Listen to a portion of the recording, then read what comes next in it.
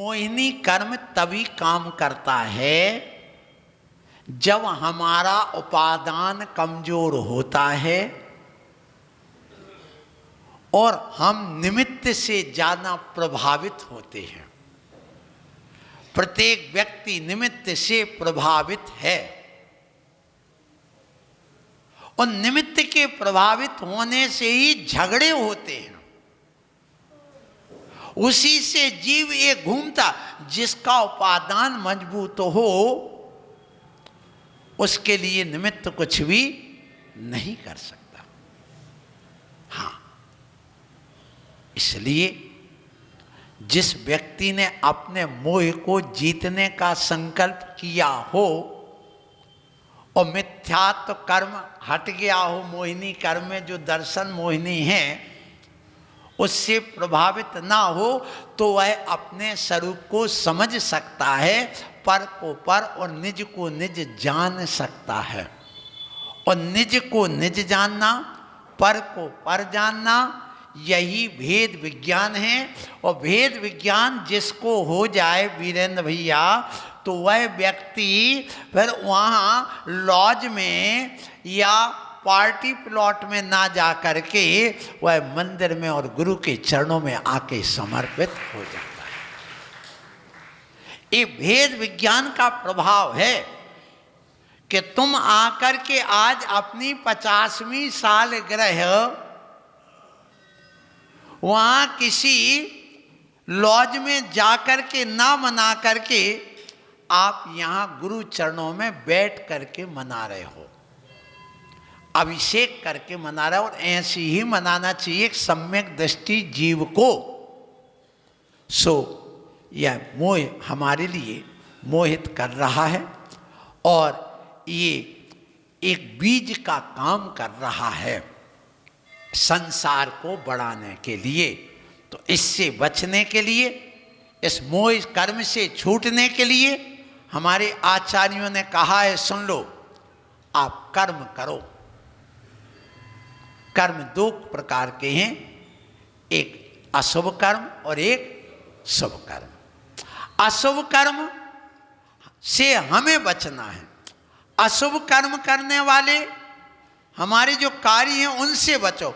और शुभ कर्म के लिए 5 प्रकार के शुभ कर्म बताए गए हैं जैन आगम में, उस मोह से बचने के लिए। पहले कहा पुराकर्म। पुराकर्म क्या कहलाते हैं? 5 प्रकार के पंचसूने से बचो। पंचसूना, कूटना, पीसना, बुहारी लगाना, अग्नि जलाना और पानी भरना। पानी से जो जो कार्य हो रहे हैं वे सब पुराकर्म। कूटने पीसने से जो कार्य हो रहे हैं, तोड़ने फोड़ने से वे सब पुराकर्म। अग्नि जलाने से, बिजली जलाने से जितने कर्म हो रहे हैं वे सब पुराकर्म। पत्थर आदि तोड़ने से जितने कर्म हो रहे हैं वे पुराकर्म। एक हर कर्म छोड़ो और कृति कर्म करना चालू करो। सो पुराकर्म का त्याग करो। अग्नि का, हवा का, पत्थर का, तोड़ फोड़ का, राग देश का, मोह का और एक प्रकार से लड़ाई झगड़े का, ये सारे काम छोड़ो। इसको छोड़ करके कृति कर्म करना चालू करो। कृति कर्म क्या कहलाता है? जो जीवन को कृत कर दे वो कृति कर्म। जो आत्मा को कृत कर दे अर्थात सिद्ध अवस्था तक ले जाए वो है कृति कर्म। और ऐसा कृति कर्म करने वाला मोह से ऊपर उठ जाता है। जब तुम भगवान के चरणों में आकर के पूजा करते हो, भगवान के चरणों में आके नमन करते हो, जब भगवान के चरणों में आकर गुणानुवाद करते हो, जब भगवान के चरणों में आके पूजा करते हो, उस समय तुम्हारा यह कृति कर्म होता है। और आजकल तुम लोगों को कृति कर्म की परिभाषा भी नहीं मालूम और कृति कर्म करना भी नहीं आया। ये जैन दर्शन की विशेषता है। हमारे यहाँ ये हाथ जोड़ना एक कृति कर्म है, सिर झुकाना एक कृति कर्म है, ये 3 बार यूं हाथ घुमाना कृति कर्म है, सिर झुकाना कृति कर्म है।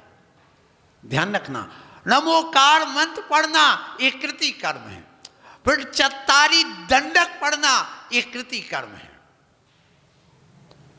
फिर इसके बाद में अर्घ चढ़ाना एक कृति कर्म है, पीछे उठाना एक कृति कर्म है, गुरु को नमन करना एक कृति कर्म है। एक कृति कर्म में 12 आवर्त होते हैं। 12 आवर्त कर, एक बार यूं हाथ घुमाया एक आवर्त, दूसरी बार घुमाया दूसरा आवर्त, तीसरी बार घुमाया तीसरा आवर्त। पूर्व दिशा में 3 बार हाथ घुमाओ, दक्षिण दिशा में 3 बार, पश्चिम दिशा में 3 बार, उत्तर दिशा में 3 बार, तो कितना हो गया? 12 आवर्त किए जाते एक कृति कर्म। मोह से मुक्त होना है ना, तो पत्नी के सामने हाथ नहीं जोड़ो, परमात्मा के सामने हाथ जोड़ो। आजकल तो दशा ये हो रही है, ऐसी दशा हो रही है कि आज के समय तो ये कहते हैं 7 जिएंगे 7 मरेंगे 7 जन्म तक साथ रहेंगे। ये आजकल की दशा हो रही, आप लोगों को मालूम होना चाहिए। आजकल एक व्यक्ति कहता है और कुछ नहीं, शादी हो करके एक कहता 7 मरेंगे 7 जिएंगे 7 जन्म तक साथ रहेंगे। लेकिन वीरेंद्र भैया सुन लो, आज एक नियम लो। क्या नियम लेना है? कि रोज जिनालय साथ चलेंगे, रोज जिनालय साथ चलेंगे, जनवाणी हम साथ पढ़ेंगे, 7 तत्व का ज्ञान करेंगे और मोक्ष लक्ष्मी प्राप्त करेंगे। ये भावना भाव, बस यही हमारा धर्म है। 7 जन्म तक साथ रहने का मतलब ये है कि तुम 7 जन्म तक इस संसार में भटकना चाहते हो और तुम स्त्री बने रहना चाहते हो और तुम पुरुष बन करके अपने जीवन को यहीं पर रहना चाहते, तो क्या बनोगे? कुत्ता, बिल्ली, बिलवा, बिलैया, यही तो बनेंगे ना।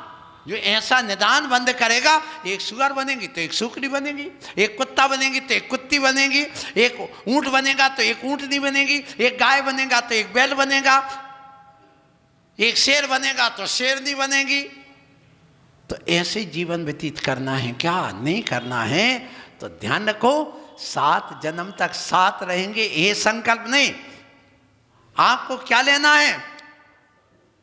रोज जिनालय साथ चलेंगे, जनवाणी हम साथ पढ़ेंगे, 7 तत्व का ज्ञान करेंगे और मोक्ष महल में साथ चलेंगे। ये जैन धर्म कहता है, यही वेद विज्ञान कहता है। इसलिए आज के इस प्रवचन के माध्यम से आपको इतना ही करना कि कृति कर्म करिए। तुम कर्म करते हो और उन कर्मों को कर्म ही नाश करते हैं। ध्यान रखना, ये पुण्य और पाप ये 2 चीजें अलग अलग हैं। लेकिन कहते हैं चाहे पुण्य की बेड़ी हो चाहे पाप की बेड़ी, पाप की बेड़ी दोनों तो एक। चाहे हम एक भोग भोगे ये भी कर्म है, और चाहे हम भक्ति करें ये भी कर्म है, दोनों कर्म है। बस इसमें क्या अंतर है? दोनों में बहुत बड़ा अंतर है। ध्यान रखना, किसी व्यक्ति के पैर में कांटा लगा और कांटे को निकालना है। जंगल में हम लोग विहार करते हैं, बबूल का कांटा लग गया या करौंदा का कांटा लगा और लग गया, अब उसको निकालना तो क्या करते हैं? एक साफ सुथरा अच्छा सा कांटा और तोड़ते हैं और पैर में लगा हुए उस सड़े कांटे को उस अच्छे कांटे से निकाल करके उस कांटे को ही छोड़ करके आते हैं, साथ में लेकर के नहीं आते हैं, उसको भी नोक तोड़ देते हैं। इसी प्रकार ध्यान रखना, जो पाप रूपी कांटा लगा है उसको पुण्य रूपी कांटा से निकाल करके उन दोनों को ही छोड़ दिया जाता है। इसलिए अपने जीवन में कांटे तो दोनों हैं, चाहे पुण्य का हो चाहे पाप का, लेकिन पाप का कांटा किससे निकलेगा? पुण्य के कांटे से निकालो। पाप कर्म को पुण्य कर्म से धो। जल से ही कीचड़ पैदा होता है और जल से ही कीचड़ साफ होता है। जो व्यक्ति अपने इस जल रूपी पुण्य से, ध्यान रखना, जल रूपी पुण्य से पाप रूपी धूल में अपने उस पुण्य को डालता है, लगाता है, तो उससे कीचड़ पैदा होता है। और जब वही पुण्य रूपी जल को भगवान के ऊपर डालता है तो उसका कीचड़ धुल जाता है। इसलिए सुबह से उठ करके भगवान के चरणों में जाओ। अपना मोह दूर करना चाहते तो वहाँ जा करके और भगवान के चरणों में नमन करके अपने पाप को धो, कि उस पुण्य को कीचड़ मत बनाओ, अर्थात पाप मत बनाओ। इसलिए यहां पर कृति कर्म करो। मूलाचार में स्पष्ट लिखा हुआ है, हे मुनिराज, जो कृति कर्म नहीं करता वह कभी कृत नहीं हो सकता। इसलिए सुबह से उठो, ऐसे हाथ अपने माथे पर रखना एक कृति कर्म की विधि है। हे मुनिराज, पीछे लेकर के अपनी अंजलि पुट में लेकर के यूं करिए, एक कृति कर्म है। फिर 3 बार यूं घुमाइए। आप लोग बार बार देखते मुनि महाराज ऐसे पीछे को घुमाते हैं, इसलिए घुमाते हैं कि एक कृति कर्म में लिखा हुआ है, और जो एक क्रिया नहीं करेगा वो कभी परमात्मा नहीं बनेगा। हिंदू समाज में ये महात्मा जी बैठे, बाबा जी रोज आते प्रवचन सुनने के लिए। महात्मा ही हो तुम तो, हमारे लिए तो भी सब आत्माएं महात्मा हैं। हाँ, जो प्रवचन सुन रहा है वे सब महात्मा हैं। सो ऐसे कान पकड़ते हैं, फिर ऐसे हाथ करके फिर नमन करते। ऐसा जैन दर्शन में कृति कर्म नहीं है। कृति कर्म इसी से पता चलता है। तो कृति कर्म करने के लिए पूजा करना है। ये 8 प्रकार के कर्मों को जो छेद कर दे, नष्ट कर दे, वह कृति कर्म सही कृति कर्म माना जाता है। तो हम जो कृति कर्म कर रहे हैं वो आकर के भगवान के पास आकर के और नमन करके इस कृति कर्म को करते। फिर कृति कर्म के साथ में तीसरी बात आती है क्या? चिति कर्म। चिति कर्म क्या कहलाता है? चिति कर्म कहलाता है कि जिससे हमारा चित्त विशुद्ध हो जाए, चित्त में विशुद्धि हो जाए, चित्त में निर्मलता आ जाए, मन में एक भक्ति का भाव मर जाए, मन से मिथ्यात राग द्वेष आदि पलायन कर जाए, जिससे पुण्य का संचय हो जाए, वह कहलाता है चिति कर्म। जब जब हमारे अंदर विशुद्धि आती है, नहीं ये मेरा स्वभाव नहीं है, ये मेरा कर्तव्य नहीं है, मैंने ऐसा कर लिया, भगवान पाप स्टेन दुरात्माना का जड़ दिया, मैंने जो पाप किया वो मिथ्या हो जाए, मैंने इस बच्चे को गाली दे दी, भैया बेटा बुरा मत मानना, वो क्या बताऊं तू माना नहीं इसलिए आ गई, बेटा कोई बात नहीं, जा क्षमा कर दिया और तुम भी जा ले, कोई बात नहीं, मैंने भी आपको क्षमा मांग लिया, तुम भी अपना काम करो, हम भी अपना काम करें। ये कौन सा कर्म हो गया? चिति कर्म। ये कहाँ लिखा? भगवती आराधना की 428 नंबर की कारिका में ये 5 प्रकार के कर्म बताए गए। यदि तुम मोह से बचना चाहते हो, यदि 8 कर्मों से छुटकारा पाना चाहते हो, तो ये कर्म तुम्हें करना पड़ेंगे, तभी तुम्हारा कल्याण होगा, नहीं तो नहीं होगा। तो आप चिति कर्म, हम जो सामायिक करते हैं वह चिति कर्म के लिए ही करते हैं। प्रतिक्रमण करते वो चिति कर्म के लिए करते हैं कि हमारे चित्त में विशुद्धि आ जाए, हमारा मन निर्मल हो जाए, हमारे अंदर कुछ पाप है वो कम हो जाए, पुण्य का संचय हो जाए। आप भी यहाँ आए तो चिति कर्म के लिए आए हैं। सुबह से तुमने अभिषेक कर लिया, यहाँ आके प्रवचन में बैठ गए, आप जितने भी बैठे सब चिति कर्म कर रहे हो। ये प्रवचन तुम्हारा चिति कर्म का कार्य कर रहे हैं, क्योंकि तुम्हारी चित्त को मोहित करके और विशुद्ध बनाने के लिए जो हमने किया है वो धुल जाए, हमारे परिणामों में निर्मलता आ जाए। यदि निर्मलता आ रही है तो ये चिति कर्म का काम चल रहा है। फिर आता पूजा कर्म, पूति कर्म, क्या बोलते इसको, पूति कर्म या पूजा कर्म। जब वह चित्त विशुद्ध होता है, नहाता है, धोता, इसलिए नहा धो करके सबसे पहले कहा गया कि पहले मंदिर जाओ, नहा धो करके सुबह से उठ करके भगवान जो कुछ आज मैंने पाप किया हूँ, मेरे द्वारा विषय भोग भोगे गए हैं, मैं रागी हूँ, द्वेषी हूँ, मोही हूँ, भगवान आपकी पूजा करने, चलो वो पाप धुल जाए, मैं आपके पास आ रहा हूँ। ये मेरा स्वभाव नहीं, ये चिति कर्म हो गया। आपने सुबह से उठे नमस्कार कर लिया, ये चिति कर्म हो गया। आपने स्नान कर लिया, शरीर को शुद्ध कर लिया, ये चिति कर्म हो गया। मुख से आप शब्द नहीं निकाले, अच्छे शब्द कर रहे हो, चिति कर्म हो गया। फिर इसके बाद में तुम यहाँ मंदिर में आए हो, तो आने के बाद में आप यहाँ जो अपना कार्य करने आए हो, ये चिति कर्म है। क्या आप सिर ढक के आए, ये चिति कर्म है, एक कृति कर्म है। सॉरी, कौन सा है? कृति कर्म। सिर ढकना भी तुम्हारा कृति कर्म है, तुम्हें करना चाहिए। बिना सिर ढके कभी अभिषेक नहीं करना। यदि सिर ढकते हो तो आपका ये कृति कर्म के अंतर्गत आ जाता है।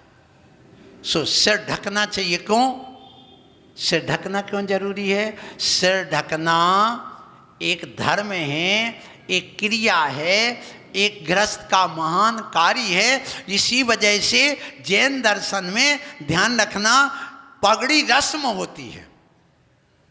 शादी में पगड़ी रस्म होती है। जब कोई मर जाए, उसका बेटा उसको जब गद्दी पर बैठ रहा, अर्थात अपने पिता के राजभार को संभाल रहा, उस समय पगड़ी रस्म करते तुम लोग के नहीं कि रोज को तो मुर्दे फूंकने जा रहे हो, फिर भी आज तक वैराग्य नहीं हुआ? करो क्या? मैंने तो जीवन में एक बार मुर्दा फूंका, दूसरी बार फूंका ही नहीं और वैराग्य हो गया। सिर्फ एक बार। गृहस्थ जीवन के वीरेंद्र कुमार मामा के पिता, सुना वीरेंद्र? उनके पिता, उनकी डेथ हुई। मैं कॉलेज में पढ़ता था, एमएससी कर रहा था उस समय, और फोन आया कि धबोली ग्राम से तो कोई आ नहीं पा रहा है, तुम आ जाओ।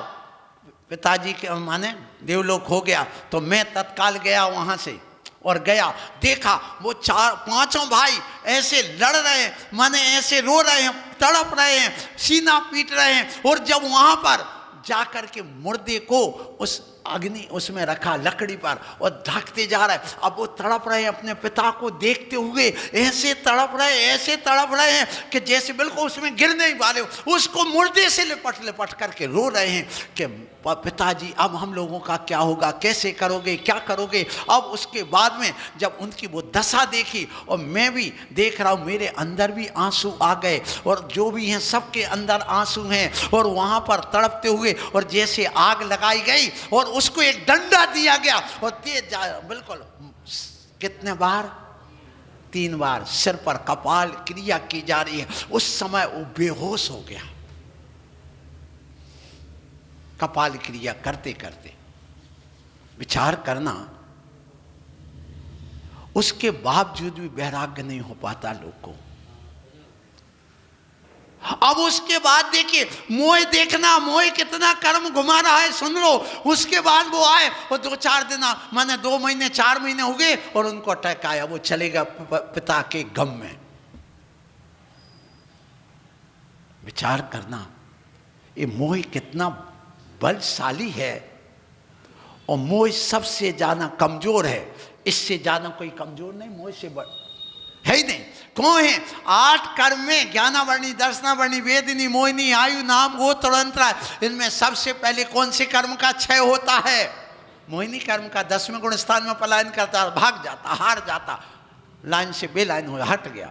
उसके बाद ज्ञानावर्णी, दर्शनावर्णी और अंतराय, उसके बाद जाता 12वें गुण स्थान के अंत समय में। ध्यान रखिएगा, इसलिए कह रहा हूं कि इस मोह ने इतना बांध करके रखा। और सबसे ज्यादा डरपोक यदि कोई कर्म है तो वो कौन है? मोहिनी। क्यों? आतंकवादी सबसे ज्यादा डरपोक होता है। क्यों? यदि डरपोक नहीं तो बंदूक लेके कौन चल रहा है? यदि बंदूक लेके चल रहा है इसका मतलब डरपोक, और तुम कुछ भी अपने साथ हथियार नहीं रखे। एक चोर डाकू हमेशा हथियार लेकर के चलता, क्योंकि वो अन्याय कर रहा है, उसके अंदर डर भरा है, भय पड़ा हुआ कि मुझे अभी कोई मार देगा। ऐसे मोहिनी कर्म सबसे ज्यादा डरपोक है। और एक साहूकार तुम हो, तुम्हें डर नहीं, तुम न्याय नीति से चल रहे हो, इसलिए तुम्हारे पास कोई हथियार नहीं। इसका मतलब ये डरपोक आदमी सबसे ज्यादा हथियार रखता है। तो मोहिनी कर्म डरपोक है, और डर भी पैदा करता, क्योंकि वह अपने साथ में हथियार लेकर के रखा है, इसलिए तो आतंकवादी से डरते हैं। सो आप लोगों को कहूं कि आप लोग अपने जीवन में ये जो पूजा कर्म है, कौन सा कर्म?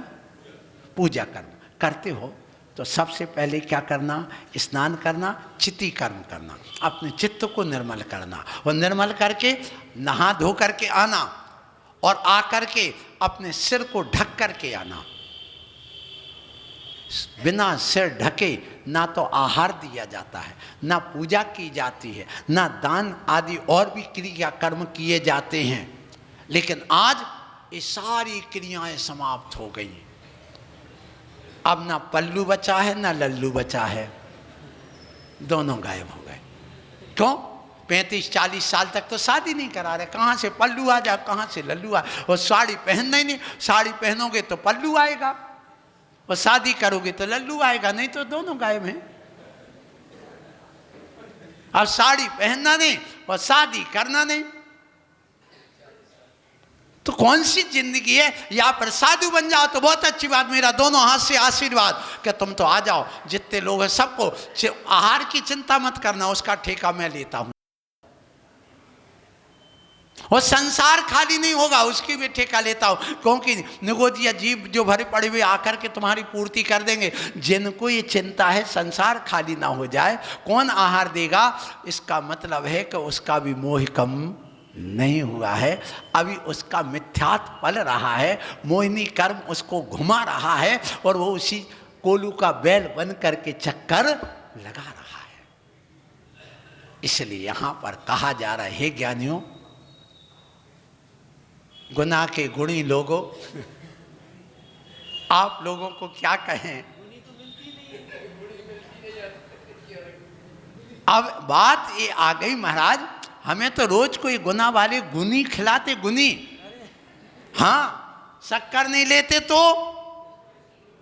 गुड़ भी नहीं लेते तो, खारक और पिंड खजूर की मिला मिला बना देते हैं।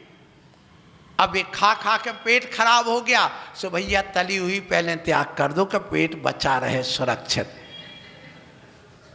इसलिए मंदिर आओ, मन को पवित्र करके आओ, सिर ढक करके आओ। सिर ढकना हमारा एक कृति कर्म है, उसको करना चाहिए। और जब शादी होती है तब सिर में पगड़ी बांधते कि नहीं? क्यों बांधते हैं? पगड़ी बांधना, जब कोई मर जाता है उसके बेटे को, जब उस मैं 13वीं के दिन या तीजा के दिन जो भी आपके यहाँ होता हो, उस समय पगड़ी रस्म की जाती है, क्योंकि पगड़ी बांधना अपने आप में एक रईसी पने का प्रतीक है, एक ओजस्वी पना का प्रतीक है, एक निष्ठा, महानता, विनय, मर्यादा, परोपकारिता, गंभीरता, रईसी विद्वत्ता का परिचय है, सज्जनता का परिचय है, और कर्तव्य निष्ठा और जिम्मेदारी का परिचय है। कोई व्यक्ति पगड़ी बांधा है, इसका मतलब या सिर को अच्छे टोपी लगा के बैठा है, भैया रईस आदमी है, बड़ा कर्तव्य निष्ठ है। और ध्यान रखना, ये जो ऊर्जा है ना, ऊर्जा उसका संग्रह होता है, ऊर्जा का विनाश नहीं होता, नाश नहीं होता। ध्यान रखना, ऊर्जावान बना रहता हर व्यक्ति। और महिलाओं से मैं कहूंगा, सुन लो, आप लोग जो ऊपर सिर पे वो डालती ना पल्लू, घूंघट, वो क्या है? जो नारी आगे से अपने बालों का आगे के लिए क्या बनाती है? फुग्गा बनाती ना, ऐसे क्या बोलते उसको? ऐसे ऊपर उठा लेती, इधर आगे उठा लेती है, कई लोगों का उठा हुआ देखना, और कई महिलाएं पीछे बालों को यूं घुमा करके चोटी बना करके यहाँ पीछे जूड़ा बना लेती है। एक तो पफ बन गया और एक जूड़ा, दोनों में बहुत जमीन आसमान का अंतर है, ध्यान रखना। जिसका माथे के सामने से ये बाल उठा करके पफ बना दिया गया है और पीछे का भाग धसा हुआ है, नीचा है, इसका मतलब उसके अंदर विकार भाव और दुश्मनी भाव पैदा होंगे, अच्छे भाव नहीं आएंगे। और जिसका जो पीछे का जूड़ा उठा हुआ है और उस पर यदि पल्लू डाल देते तो पीछे का भाग उठ जाता है, ऐसा व्यक्ति ऊर्जावान और हमेशा कर्तव्यनिष्ठ हुआ करता है, वह कभी बुरे विचारों से ग्रसित नहीं होता है। इसलिए हमेशा जूड़ा बांध करके ऊपर से पल्लू डालना चाहिए, ये ध्यान रखना। यदि ऐसा करते हो तो तुम हमेशा ऊर्जावान और स्वस्थ बने रहोगे। ये बहुत बड़ी शिक्षा है इन महिलाओं के लिए।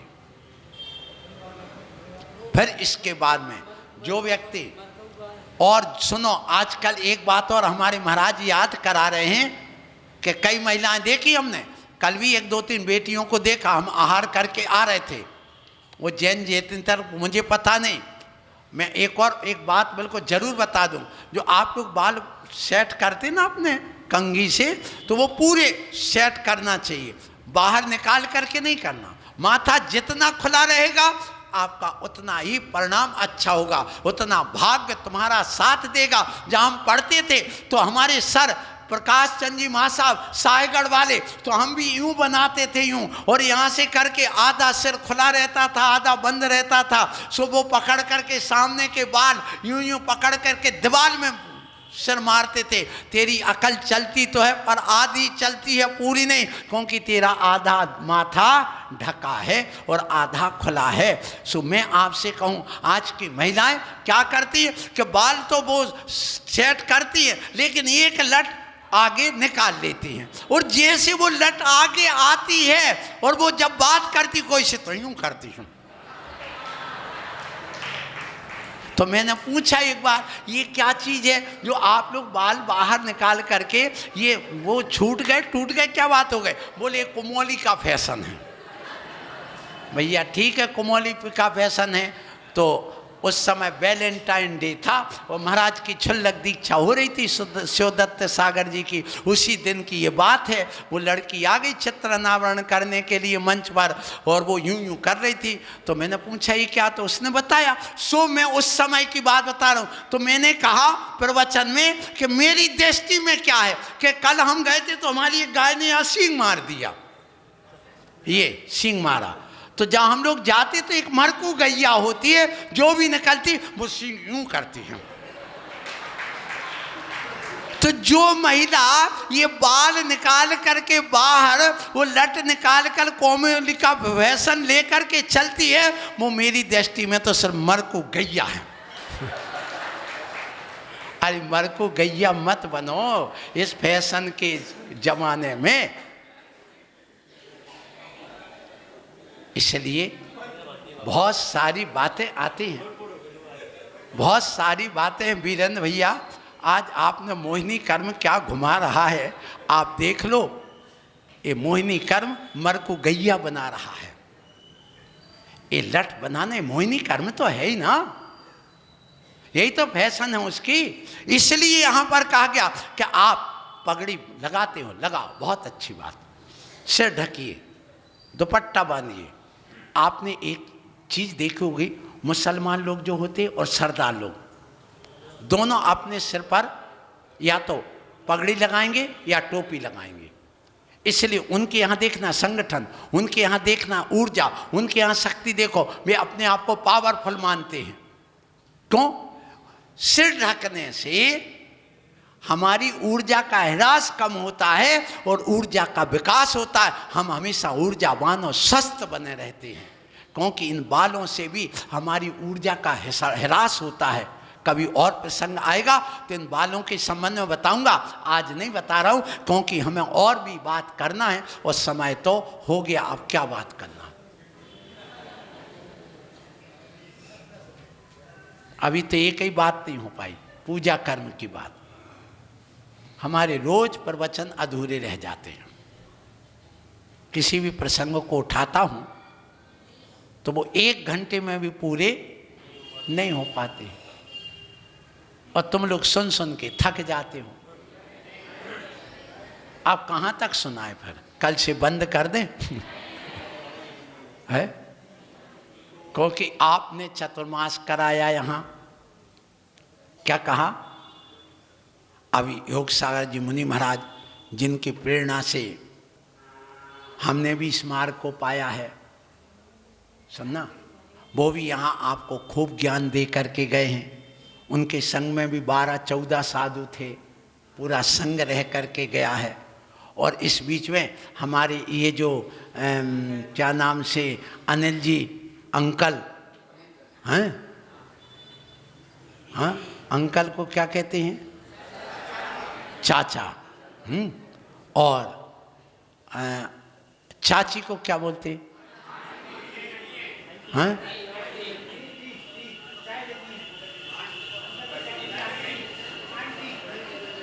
अब अंकल बचे, आंटी नहीं है। चलो अब तुम एक काम करो फिर अब मोहिनी कर्म तो गया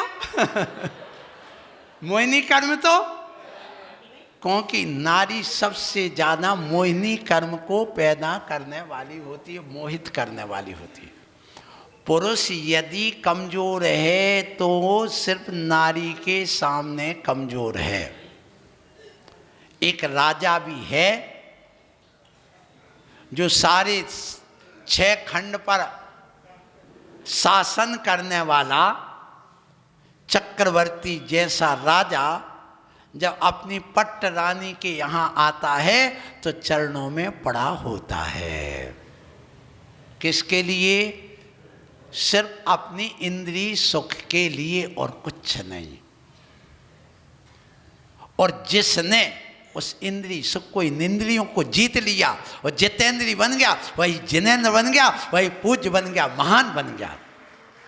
इसलिए ध्यान रखना, जितेंद्रिय बनो, जिनेंद्र बनो। ध्यान रखो, जिनेंद्र बनने के लिए जितेंद्रिय बनना पड़ेगा, इंद्रियों को जीतना पड़ेगा। कोई कहे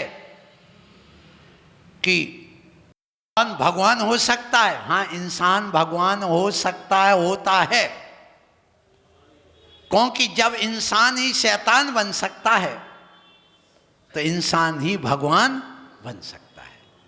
यदि कोई कहे कि भगवान किस रूप में हैं, किस आकार प्रकार वाले हैं, तो प्रत्येक द्रव्य का कोई ना कोई आकार होता है। विज्ञान भी मानता है ऐसा कोई द्रव्य नहीं जिसका आकार ना हो, क्योंकि प्रदेश सत्य गुण क्या कहलाता है, वही तो है कि कोई ना कोई आकार जिस द्रव्य का हो। ये विज्ञान भी सही है। और विज्ञान के जमाने में कहा भगवान कैसा होता, भगवान कैसा होता, भगवान कैसा होता। अरे भगवान का आकार प्रकार तो बताइए कैसा होता। कोई ना कोई आकार होता है, जानवर जैसा होता है, कि मानव जैसा होता है, कि राक्षस जैसा होता है, कैसा होता, कोई ना कोई आकार बताइए मुझे। जो कहते हैं भगवान, महावीर को लोगों ने भगवान मान लिया, वो तो मानव था।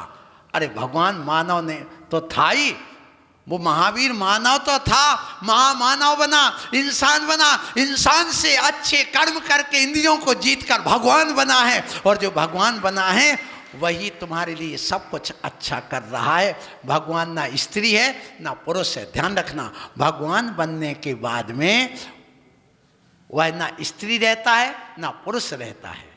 वह एक ज्ञाता दृष्टा, अनंत गुण अनंत शक्ति का धारी एक पिंड होता है, जो ऊर्जावान ज्ञान शरीरमय होता है।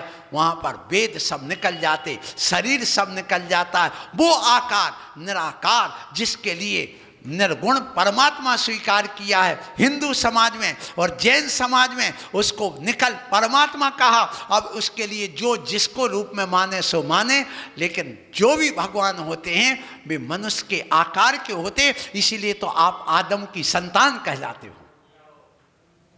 नहीं तो आदम की संतान का अर्थ क्या हुआ कि हमारा भगवान आदम हमारे जैसा होगा, तभी तो आदम की संतान है। इसलिए जो कहता है खुदा कैसा होता है, कैसा होता बताओ? खुद से खुदा बनता है, खुद से खुदा बनता है। क्यों? जब खुद में अपन आदम का आ लगा देते हैं, आत्मा का आ लगा देते हैं, तो खुदा बन जाते हैं। इसलिए खुद में आत्मा का आ लग जाए, अर्थात खुद को अपनी आत्मा से जोड़ दिया जाए तो खुदा बन जाता है। इसलिए खुदा बनने की साधना करो, खुद को, इंसान को भगवान बनाने की साधना करो, मोह को तजो। इसलिए आज का ये प्रवचन अधूरा रह गया है। कृति कर्म, चिति कर्म और पूति कर्म। कौन सा कर्म? पूति कर्म की बात चल रही है। पूति कर्म में आपको क्या क्या करना है? पूजा कर्म, अष्टमंगल द्रव्यों से भगवान की पूजा करना ही पूजा कर्म है। यही मोह कर्म से बचने का रास्ता है गृहस्थ जीवन में। इसलिए दान और पूजा ये दो मुख्य क्रियावतें। फिर विनय कर्म, जब आप पूजा कर लेते हो, पूजा करके आप परिक्रमा लगा के सिर झुका करके भगवान के चरणों में जाता, और फिर उसके बाद में जो भी मिलता, भैया जय जिनेन, भैया जय जिनेन, भैया जय जिनेन। ये कौन सा कर्म हो गया? विनय का। फिर गुरु मिले, उनको भी सिर झुकाया। सो ये 5 कर्म करो। यही कर्म हमारे लिए कल्याण के मार्ग को देने वाले हैं, मुक्ति को देने वाले हैं। तो कल आप लोग मुझे याद करा देना, प्रश्न कर लेना कि महाराज श्री ये जो आपने कल प्रवचन दिया था उसके आगे का ये पगड़ी की बात आई थी, ये जो आपके पूजा की बात आई थी वो क्या है, आपको ये हमें बताइए, तो हम आपको इस बात को आगे बढ़ाएंगे। आज हमारे बीच में हमारे वीरेंद्र कुमार जी और उनकी श्रीमती विजय हैं, ये दोनों, और उनके पुत्र जो हैं डॉक्टर विवेक जैन, और उनका एक भाई विशाल, और ये अमित कुमार, ये 3 बेटे यहाँ आए हैं और इनको मेरा आशीर्वाद है। आज ये मात इसलिए आए हैं कि महाराज हमें आशीर्वाद दो, हम अपने आगे की क्रिया करें। और इनका ये भाव है कि महाराज हम एक इस उपलक्ष्य में अपने नगर में एक सिद्ध चक्र मंडल विधान या जो आप समोषण आदि विधान चाहते हैं, हम कराना चाहते हैं। आप पधारें, 2-3 बार आ चुके हैं, इसलिए इनको हमारा आशीर्वाद है। हम विचार करेंगे, वो भी अब इस समाज के बीच में रखेंगे, क्योंकि समय अपना बहुत हो गया है और हम थोड़े से माइक के रोगी हो गए, यूँ मान के चलो, हैं, थोड़े ज़्यादा खींच देते हैं। ये हमारी कमी मानिए। हम कोशिश करते कि बंद कर दें, लेकिन वो बंद करते करते रह जाते हैं। कोई बात नहीं, अब जितना भी आपको मिला है बहुत अच्छी बात है। सो आप अपनी बात रखें और आप सब लोग इनका, और जिन जिन के कल मान लो कोई की शादी गिरा हो तो वो भी आ कर के यहाँ बैठो, तो कम से कम ऐसे प्रश्न करके कि मोह कर्म क्या है, कैसे इससे बचा जाए। एक बात। दूसरी बात, यहाँ पर एक स्कूल खोलने की बात चल रही है कि बहुत बड़ा एक विशाल स्कूल यहाँ पर खोला जाए, जो कि अपने जिला स्तरीय तो कम से कम हो, इतना बड़ा अच्छा स्कूल खोला जाए। यदि प्रांतीय ना हो सके तो जिला स्तरीय हो जाए, और राष्ट्रीय ना हो तो भी जिला स्तरीय हो जाए, और राष्ट्रीय बन जाए तो फिर कहना ही क्या है। जैसे आचार्य गुरुवर विद्यासागर जी महाराज ने प्रतिभा स्थली खुलवाई हैं, राष्ट्रीय स्तर की हैं। वो कौन सी हैं? राष्ट्रीय स्तर की हैं। इसी प्रकार से राष्ट्रीय स्तर का एक कोई स्कूल यहाँ बन जाए। समाज बहुत बड़ी है, तुम्हारे बेटे